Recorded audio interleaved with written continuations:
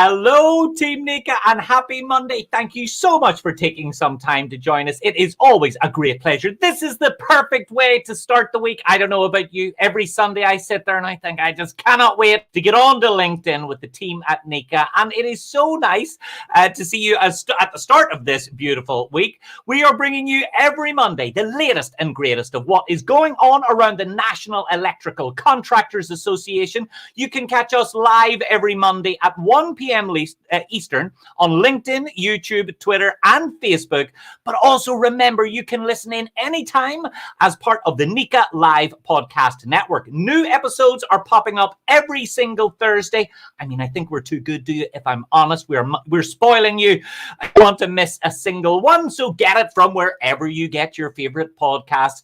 I don't know about you, but I was just thinking the other day, there's not nearly enough podcasts out there. That's why we're jumping and throwing our hat into the race. Now, today on NECA Live, we are giving you a teeny tiny sneak peek at what you can expect as part of the Women in NECA and Future Leaders Leadership Conference. It's happening virtually this Tuesday and Wednesday, March 9th and 10th. You have your opportunity now to get excited for 2 half days of keynote speakers, breakout sessions, roundtable discussions, and networking like you have never seen before at a virtual event. And I can assure you, no one does virtual networking like the team at NECA.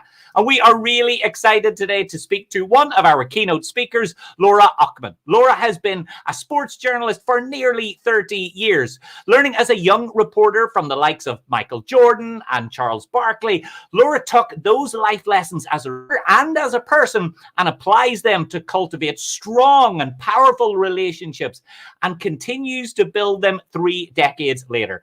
She has started GALvanize, a company designed to help women succeed in the sports industry. And we are also joined today by Todd Grossweiler, the Executive Vice President of Allison-Smith Company, LLC, and co-chair of NECA Future Leaders to discuss what attendees can get out of this incredible meeting. And I think it's about time that we should bring them to the stage. Hello, Laura. Hey, Todd. How are you? Thank you for joining me.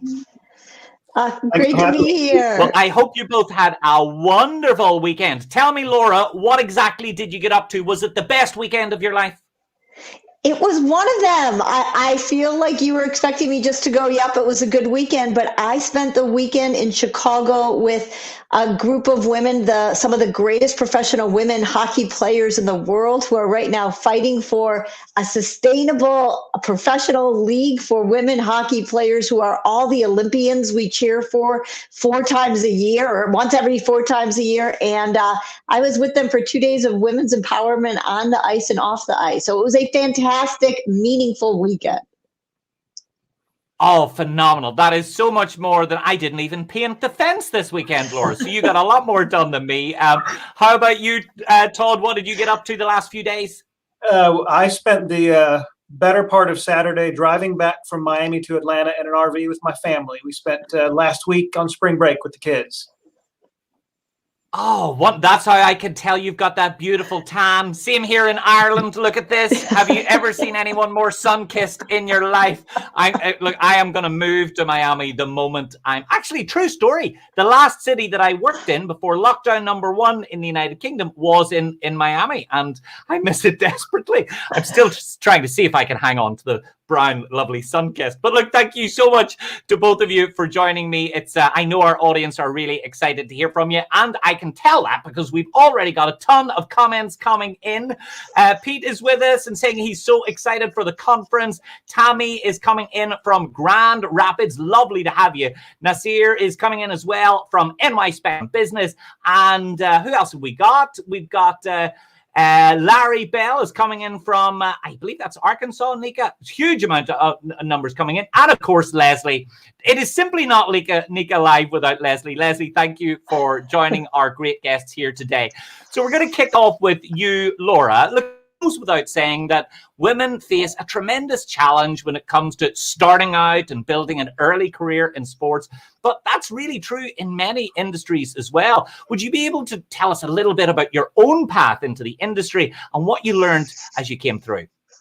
Well, I started almost 30 years ago. I keep saying almost 30 years ago, and that I've been saying that for about 10 years probably, but now I think I'm really in about 30 years. And it was just a different time in the world of sports. There weren't very many of us, there were very few. And I think I was very lucky where I was raised in a house and by a mom who never talked about my gender. It was just, what's your dream? What do you want to do? And let's go do it. And I was a little naive when I got my first job, which was a broadcaster in Montgomery, Alabama. And I'm a Chicago girl, so that was going deeper south than I had ever been.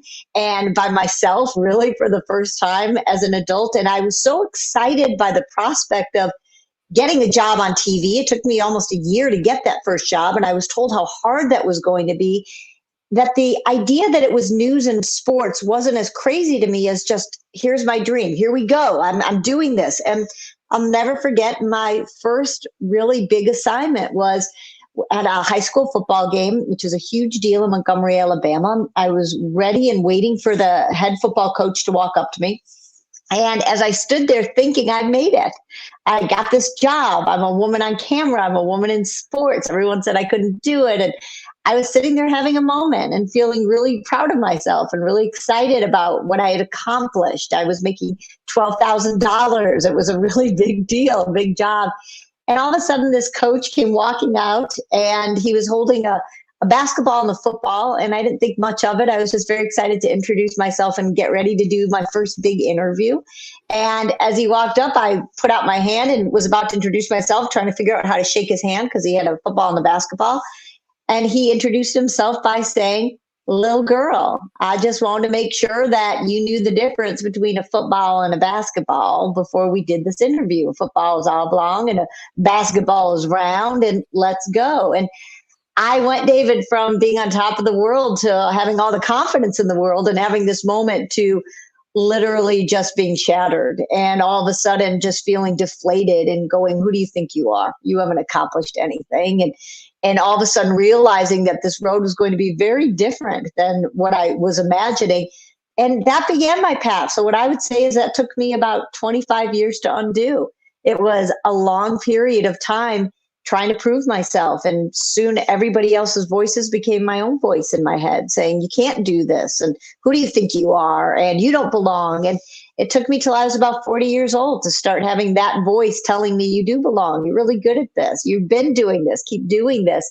But it was a difficult path for a long time, being told constantly, as so many of the women on this call understand, that you don't belong here and nobody really cares about what you think. And you've got to figure out your own voice, making sure that it's louder than all of those voices. So it was tough.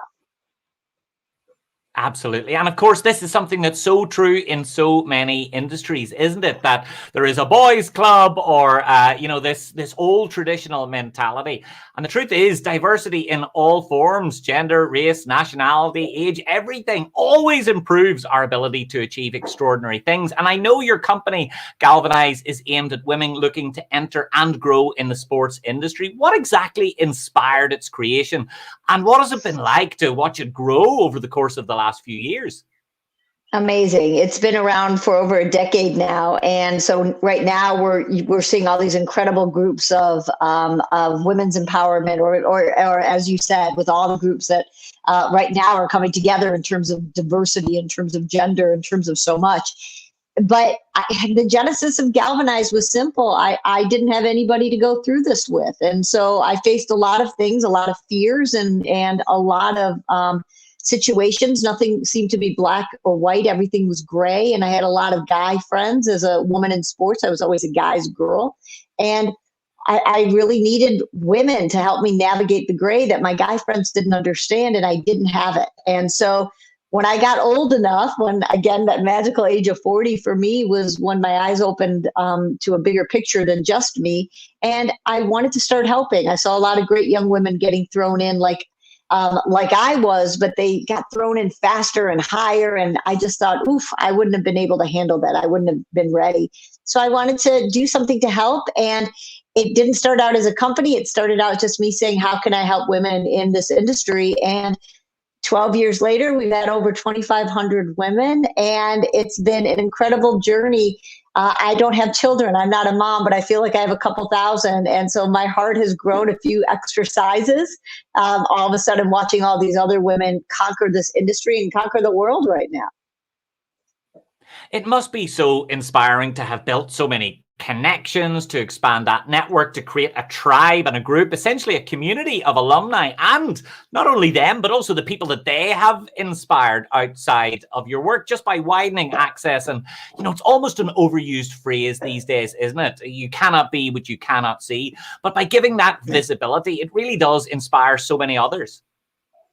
It really does. And I think that's the biggest thing. Again, it also, for me, it wasn't just important to see other women on camera, but I needed to see other women empowering other women. I needed to see what it looked like to not compete with each other, but to be allies. And so it's so important for us to see, whoever we are, to see somebody that looks like you, that you can see something and go, oh, I can be that. So it is an overused phrase, but a very true one. If you can see it, you can be it.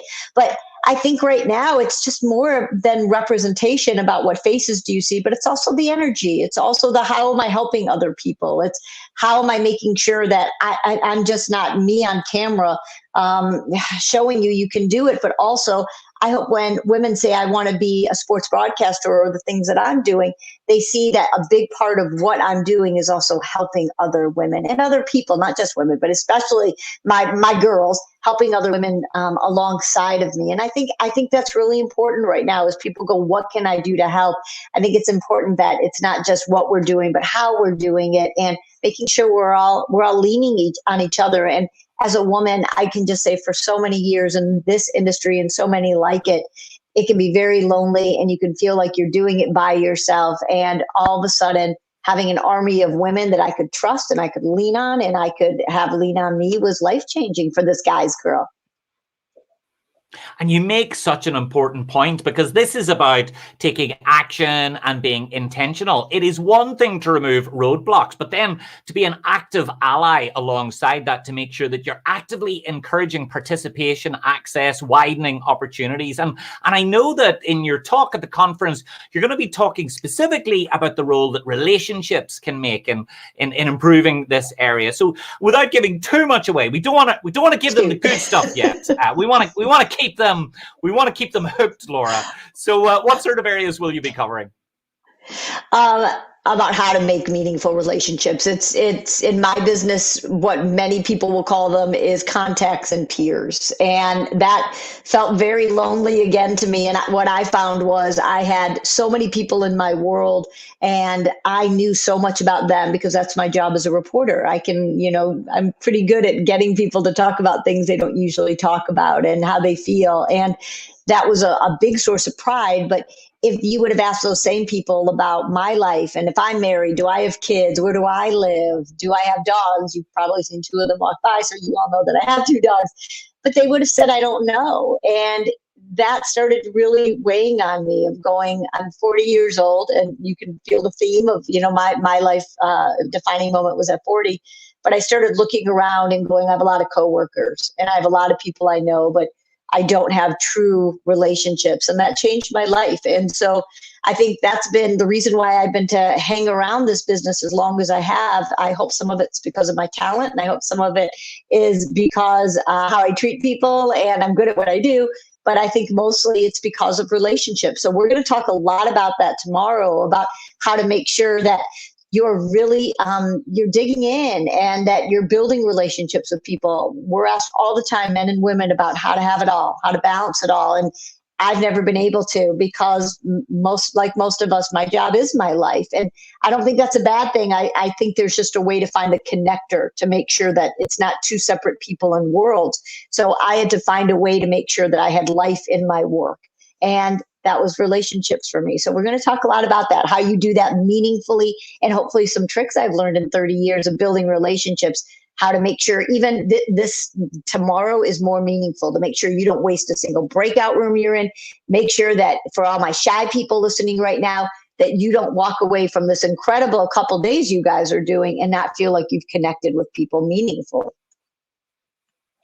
And it's, I have to say, I've read so much research in the last 5 or 6 years about the incredible power of the introvert, the value that they have for organizations, the way that they can make an impact without necessarily being the noisy one inside the room. So it sounds like it will be a phenomenal session. Todd, I know a couple of things on this area are really important to you as well. Relationships and networking are at the heart of how we all build our careers, and they're things that we can't take for granted, but especially in this virtual world when all of our relationships are, mediated and moderated by these teeny tiny little boxes. But the truth is, in moments like this, it's even more important that we take time to network. Absolutely. I'm glad you mentioned it, because it's this last year, I think a lot of us have struggled with some of the personal physical, meetings and connections we used to have, but having an opportunity like this to get together in larger groups and reach out in some of these breakout sessions that Laura was speaking about is a great opportunity to stay connected. I'm glad she mentioned the shy people in the room not being afraid about things. I consider myself to be somewhat situationally extroverted. I'm not a true extrovert, but in the right situations, I try to insert myself into the conversation, and if there's others out there willing to do that in these groups, they'll have a very good time, I think, gaining from this conference and learning a lot about other people in the industry. Absolutely. The delegates at NECA events are always so warm and embracing. I've said it a million times before. When we're at a physical event and you walk into the lobby, it's like Team NECA somehow put their arms around you.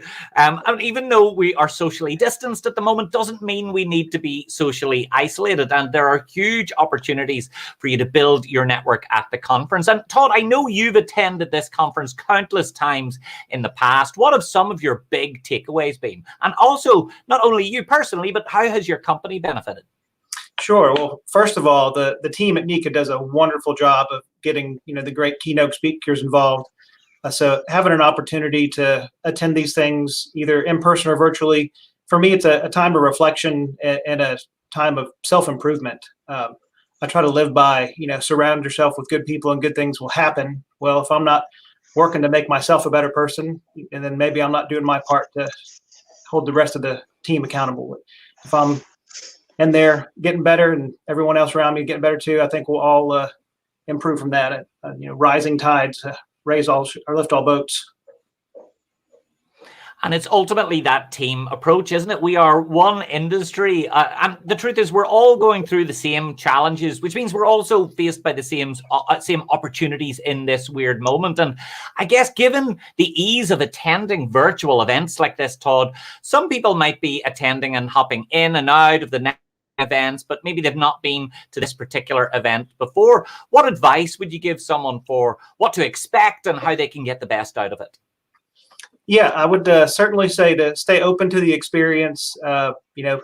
This actually, I think, is a good opportunity for a lot of people that might have been fringe attendees in the past that couldn't commit the whole, 3 days to a conference, to have 2 half days to take, participation in and jump in and out of these sessions is a great opportunity to meet some more people, more peers, and kind of grow that network. It's hard to be an expert in everything, but if you grow your network, you might be able to know an expert in everything. One last question to both of you. And I suppose I'm curious that when we're busy, I think one of the things that tends to suffer most is the time that we invest in the people around us, because sometimes our head gets stuck inside our inbox and we think, oh, I know I should really walk the break room. I know I should walk the floor. I know I should visit everyone on the project, see how they're doing, how they're feeling, how is COVID affecting them. But actually that tends to suffer. We're busy, when we're under pressure. As a leader, how important is it that we really focus on communication, that we really take time at events like this to build on our own networking ability? Laura, I'll ask you first. It's everything. I know I'm going to talk a little bit about this tomorrow, so I apologize, everybody. But I know one of the things that really got me through this time, as we all struggled, especially in the beginning, figuring out this new world we were in, I have a huge whiteboard that I'm obsessed with, and I start my day looking at it and I end my day looking at it to see what I've accomplished, because I've always, even on days where I feel like I haven't accomplished anything, I look on that board and see, ooh, I actually have done a lot. And I have 2 words, and it's purposeful and meaningful. And every day I make sure that I do something that's purposeful and meaningful. And sometimes it can be a really bigger way of giving back and making sure that I've done things to have, 150 women just get on a Zoom call, in a 5-hour notice and go, who needs some help, and let's do this. And that feels very purposeful and meaningful. And other times on there is adding a Moscow Mule to my walk with my husband and my dogs. That feels very purposeful and very meaningful. But I think every single day of this year, purposeful and meaningful has had a relationship that I've either built during this time or I've continued or I've made deeper. And that's what I look at this entire year of everything. I just know without an agenda, and I'll talk about that a bunch tomorrow, but without an agenda, when you are making sure that you connect with one person a day, one new person, maybe one person but want to get to know a little bit better, and one completely new person, I just know that I could go to bed every day and feel like I did something really good and meaningful and purposeful today. And it doesn't necessarily lead to anything except feeling good at that day that you connected with someone. And that's pretty special. And you have 3 days with the opportunity to do that. So I love what Todd said, coming in with an open mind, open heart, and really being curious and excited and diving into, let's see what the next 3 days, who can I meet? Whose lives can I change? Who's going to change my life in a breakout room? And that to me gets me excited and goes, why am I only here for an hour? I'd like to be here for 3 days, because I think that sounds pretty purposeful and meaningful.